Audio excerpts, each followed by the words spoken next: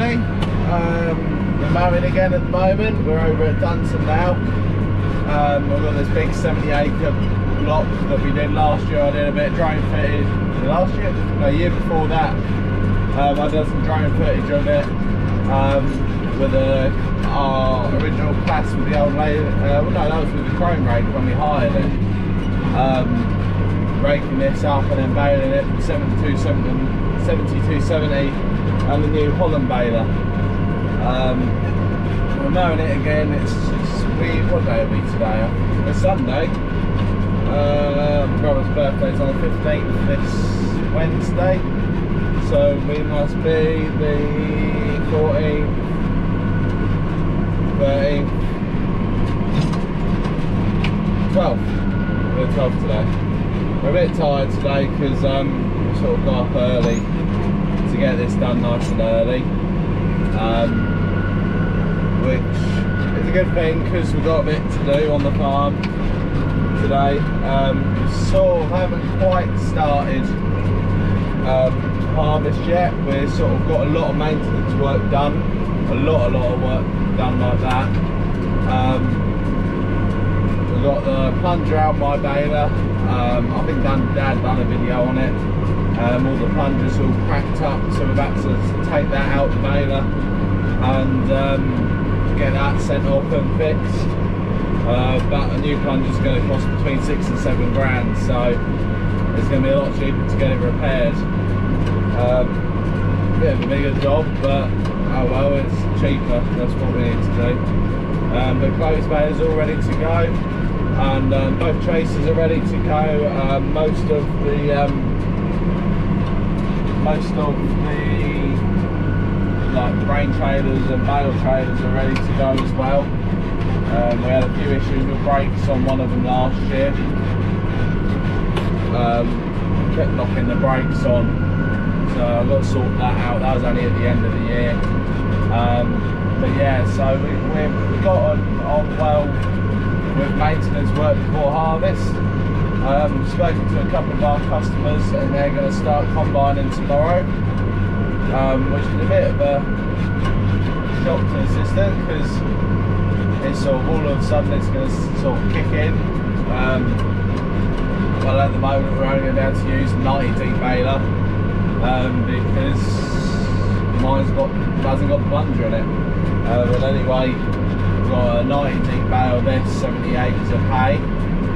And then we've got a couple of customers that have got some nice winter barley straw, which will be good to have because we aren't going to get a lot of it. Just a little sliver. Oh, quite good. But yeah, so we're getting ahead of it all. Mowing this today, so we'll be tethered tomorrow and Tuesday.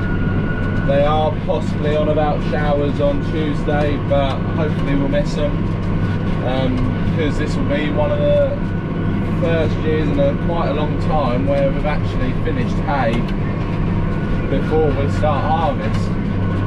Usually we have a couple, probably this and a bit more left over that we need to do whilst we're baling straw and everything. But this year we'll have it done, which will be good. So last year this got rained on a couple of times and in the end it weren't very good hay.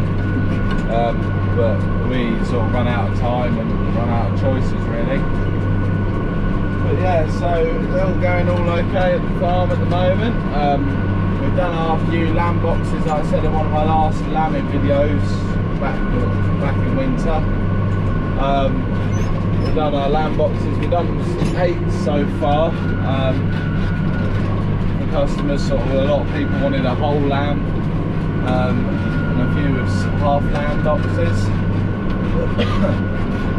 But no, that's done quite well to be honest. We haven't had a huge amount of customers, but it's our first year, so hopefully the word will spread over this year about it all and that, and hopefully next year we'll have a few more customers and just let it grow, like see how it grows like. But it is very nice to see you rearing up that lamb all the way to finishing point getting it slaughtered locally and then getting it butchered locally and seeing the actual end product there. Because before, when we took it to Brapston, it was sort of, you took your lamb to Brapston and that was it. So now we've actually, there's a bit more work into it and that, but we do get a bit more money out of the lamb. Probably looking at about, there's a lot more effort gone into it, which is real, but you get a lot more out, not just the price, like the profit, but just the enjoyment and the satisfaction of actually knowing exactly where that lamb has come from and just being proud of what you're doing, really. Probably to go up, we've got to go and pick up one lamb. We've got one more customer who brought 2 lambs off of us and wants a 3rd one now. So we've got one that we kept behind. We took a few to market last week, Thursday. A lot of them, we had a few that were around the 45 to 48 mark, and we had a few that were around the 38 to 40 mark. And it sort of averaged out as one lot was 40 kilograms and the other one averaged out at 38 kilograms. And the 40 kilogram one's got £80 a lamb, and the 38 kilogram lamb's got £72.50, which isn't the best of prices. We were hoping for a bit more than that. We were hoping for around 80 for the lot of them. Which is a little bit of a shame, but with the lamb boxes and earning a little bit extra off of them has sort of made up for them prices being a little bit low. We're trying, if we've got the money, to really expand the sheep here in Chloe. We've got just under 40 ewes now. We had a few coal ewes we had to sell off, and then we've got a few Beltecs that we want to sell off too. So we're going to knock down to just above 40, probably about 44 ewes, which isn't a lot. We are hoping on trying to get up to nearer the 100 mark for lambing next year. See how it goes.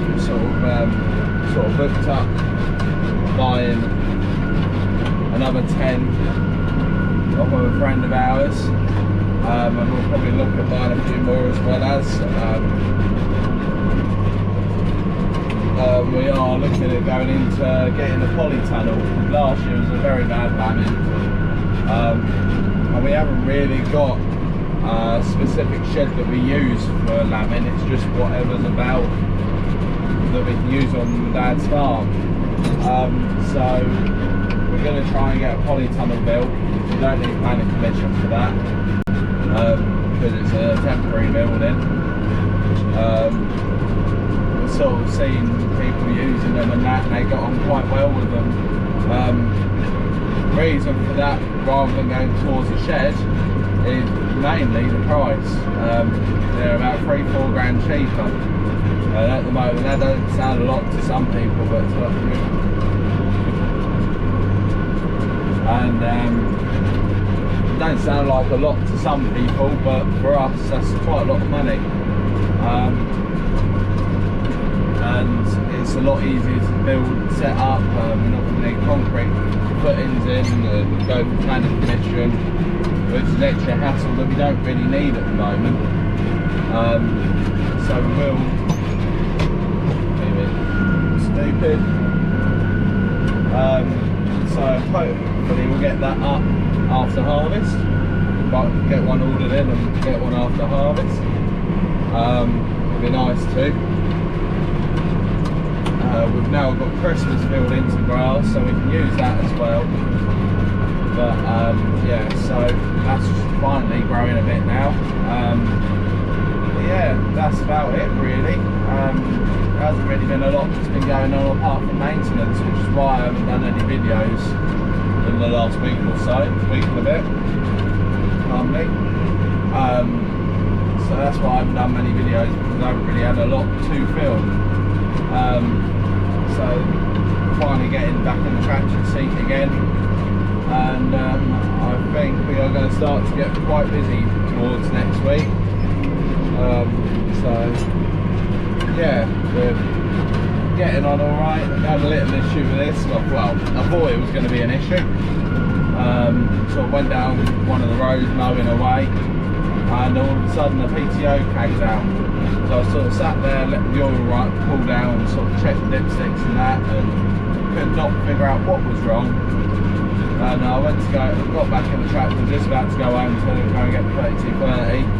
I thought just try the sticks at the back here, and the eco to like standard 540 had jumped out. So I sat there and wasted 15-20 minutes thinking something was wrong, and it weren't. It just popped out, which was a bit of a pain in the arse, but luckily it weren't anything bad. So yeah, but I think that'll probably be about it for this video. I have got a few, as you've seen on one of my last videos, you've seen the new logo that I've done, the JCB Fast Track, or Jason Fast Track logo with the 8250 on the front. I've spoken to somebody on Facebook who, well, it's a business that does embroidery, and does a lot of agricultural embroidery for businesses and contractors and that. So I've spoken to her, and we've got a template done and that, and they're being made at the moment, but I've just got a couple of, like, just to see how they go, ordered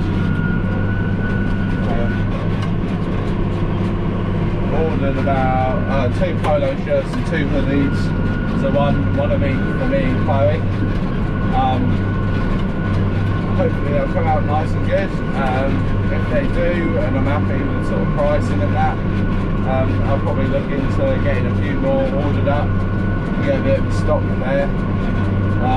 Probably be towards the end of harvest now, but yeah, if people are interested, please comment below.